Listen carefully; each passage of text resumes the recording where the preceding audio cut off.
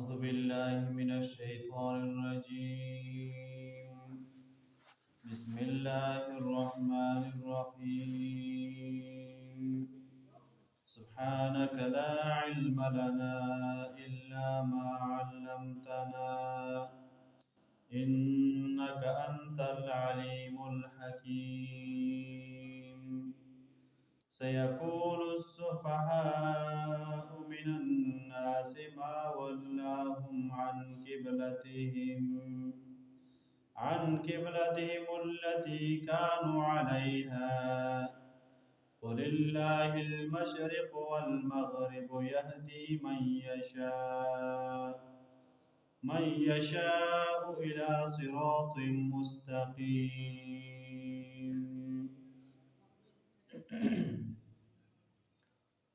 سورة بقرہ شروع شو. د سورة بقرہ دویمه سپاره شوه.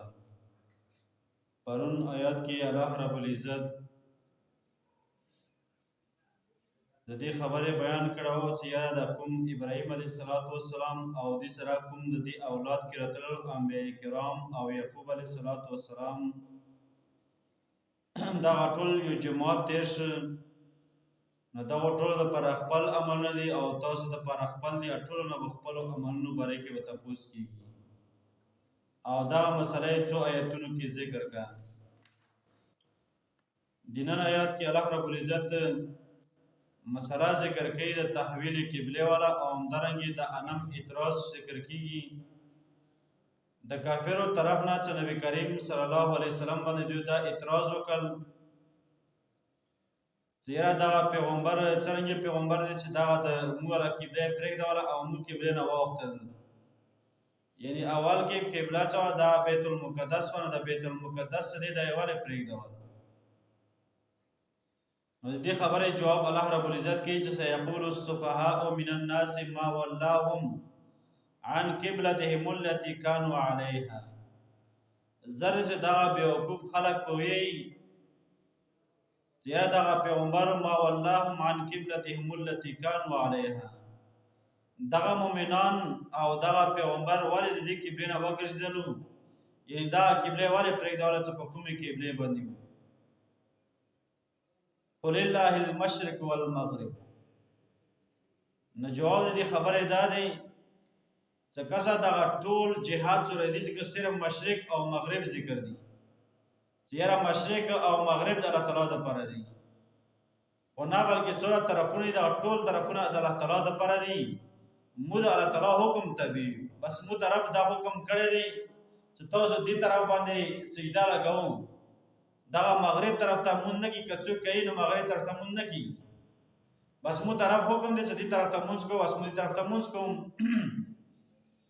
باقي دا خبر نشو چې دا یو جهاد د الله تعالی د پاره بل نه وي.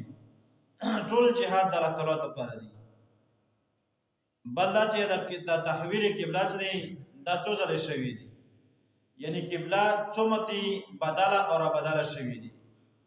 ابتدا کې قبله څو نبی کریم صلی الله علیه وسلم چې کله په مکه معظمه کې و نو قبله بیت الله شریف و.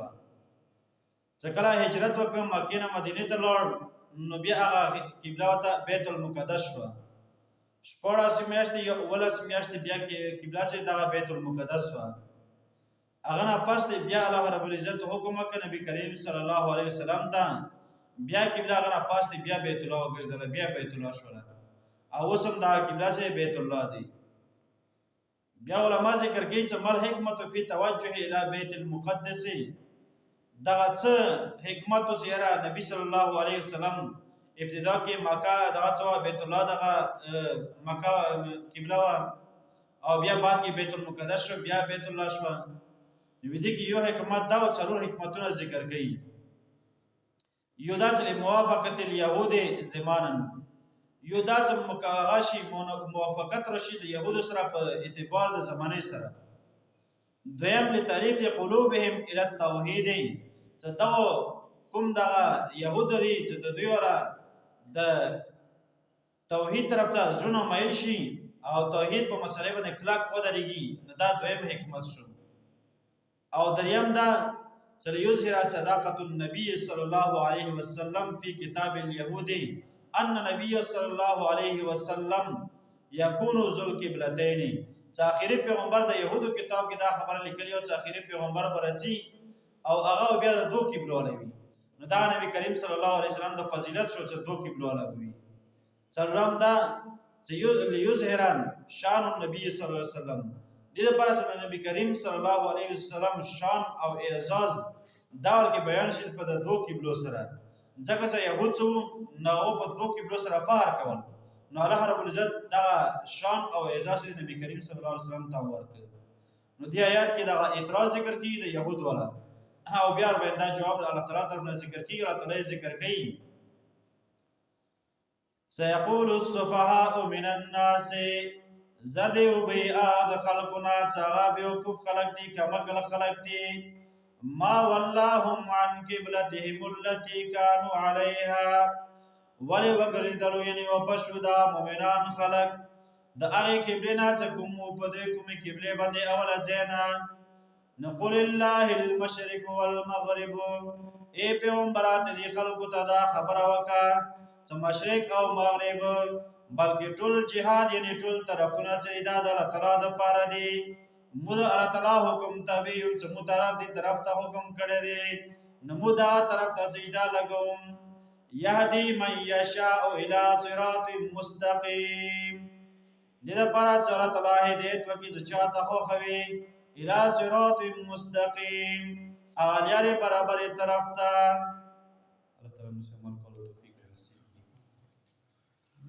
ربنا لا تزغ قلوبنا بعد إذ هديتنا وهب لنا من لدنك رحمة إنك أنت الوهاب.